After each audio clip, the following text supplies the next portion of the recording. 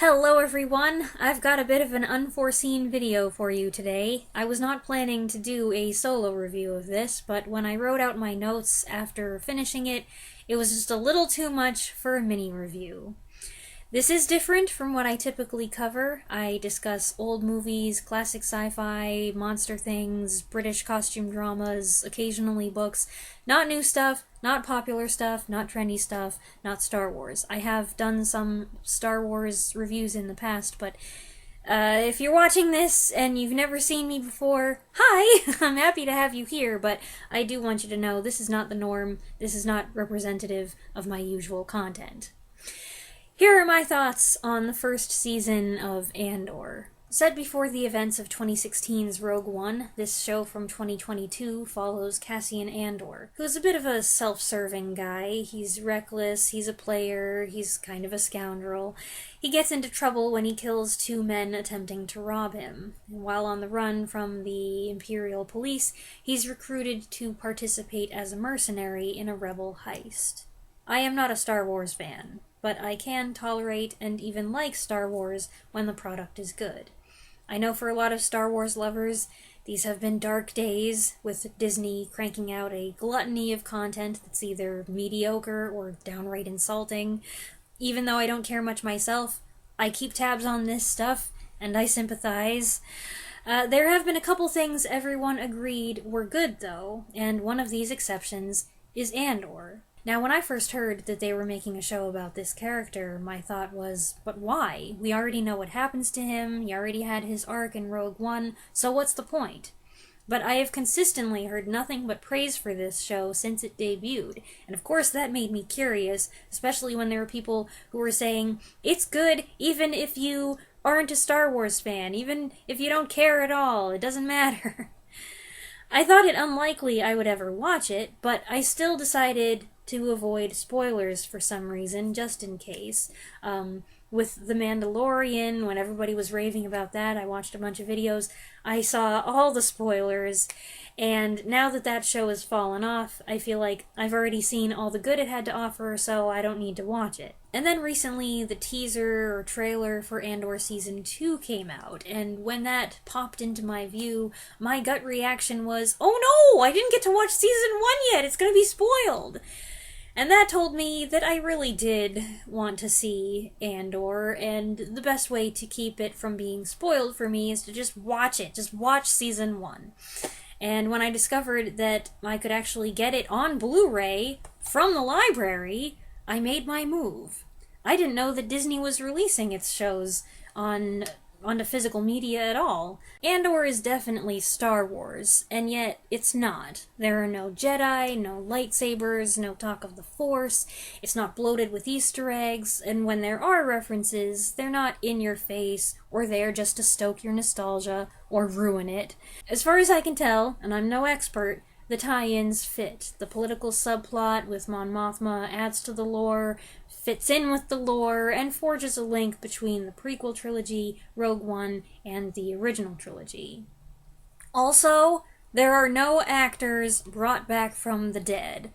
I liked Rogue One well enough, but I found the ethically dubious Peter Cushing resurrection very distracting. The show features strong, developed, interesting characters who are well cast and well acted. Diego Luna makes a solid return to the role. Cassian Andor starts off kind of weaselly, but he becomes more sympathetic as the story advances, and eventually you're rooting for him all the way. Stellan Skarsgård is great, playing a character who lives a double life. Fiona Shaw as Cassian's mother is great, and I liked her old, anxious, stuttering droid. Andy Serkis in the prison section is great. Sometimes, quite a bit of the time, I was actually more interested in keeping up with the bad guys. In the early episodes, I found the scenes with Cyril, the overzealous Empire security guy, the most engaging. And then they introduced his mother, played delightfully by Catherine Hunter, who was so good as the Weird Sisters in The Tragedy of Macbeth a few years ago. And watching their scenes together, I said, hold on. Are they gonna make me feel bad for this guy? I also really liked the scenes at the ISB, the Imperial Security Bureau. The bureaucracy and jurisdiction and pristine uniforms and crisp British accents and strict adherence to the rules all reminded me of Timothy Zahn's original Thrawn trilogy, which I loved. That's probably my favorite bit of Star Wars media out there. That's when Grand Admiral Thrawn was awesome. That was before those books were pillaged. I guess I can say I don't care about Star Wars, but I do care on a certain level. All that seething ambition and the occasional use of underhanded methods to get ahead, to protect the Empire, is intense stuff. And while these are indisputably the villains, I do appreciate watching competent people who are very smooth, efficient, and decisive in their work get things done. I don't know, there's something satisfying about it. Dedra Meero is the major character here, played by Denise Gough, and she's another standout for me. She's so severe and kinda scary, but really interesting to watch as she surges up the ladder. I thought the costume designs were very good, nicely detailed and tailored. I did feel like the series had an ebb and flow to it. I thought episodes 3, 6, 10, and 12 were the best by far. Those were the most exciting, they were the peaks. The episodes in between, I thought they got a little slow. I got a little bored with a couple subplots. There are a lot of monologues in this show, and some of the monologues are fantastic. There are 2 monologues in episode 10 that are perfect.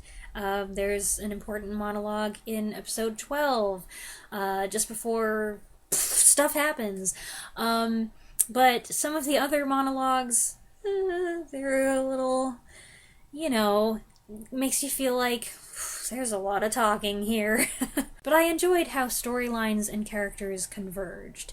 The prison section was what I'd heard the most about, and despite the hype, it didn't disappoint. And I thought the show ended very well. I also enjoyed a moment of clairvoyance. I was watching this with my mom, and at one point I said to her, "Hey, these 2 characters should get together. They should meet up. They want the same thing." And then, 30 seconds later, it happened. And I was like... And then, that turned into a fascinating little storyline that came out of nowhere. The next scene that they were both in, well, it wasn't the very next scene, but down the road, I was like, where is this going?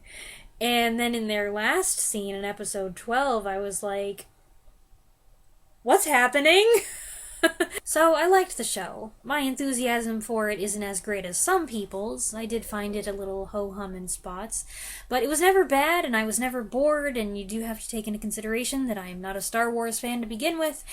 And there was some stuff I really liked, so ultimately it was a winner. If you're wondering what my mom thought of the show, I didn't actually ask her if she liked it or not. I can tell you she has even less interest in Star Wars than I do, but she was a trooper, not a stormtrooper, and I think she liked parts of it. She stayed awake for most of it. She won't be happy that I said that. She also apparently has no recollection of Rogue One. She didn't recognize the main character, she didn't remember anything about him, anything about that movie at all. She didn't have a clue who Mon Mothma was, and I didn't explain it to her. I don't know if any of these things helped or hindered her ability to enjoy the show. I think she was fine. Going into this, I wasn't planning to watch Season 2. I was just gonna watch Season 1 and call it a day. I also wasn't planning to review Season 1, but here we are.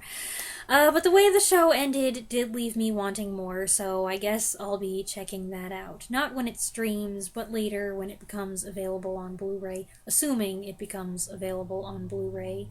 Unless it stinks, and everybody says it's a terrible follow-up, then I won't bother. Those are my thoughts on Andor Season 1, such as they are. I hope you enjoyed the video. Let me know what you think in the comments below, and I'll be back next week with another review. Thanks for watching.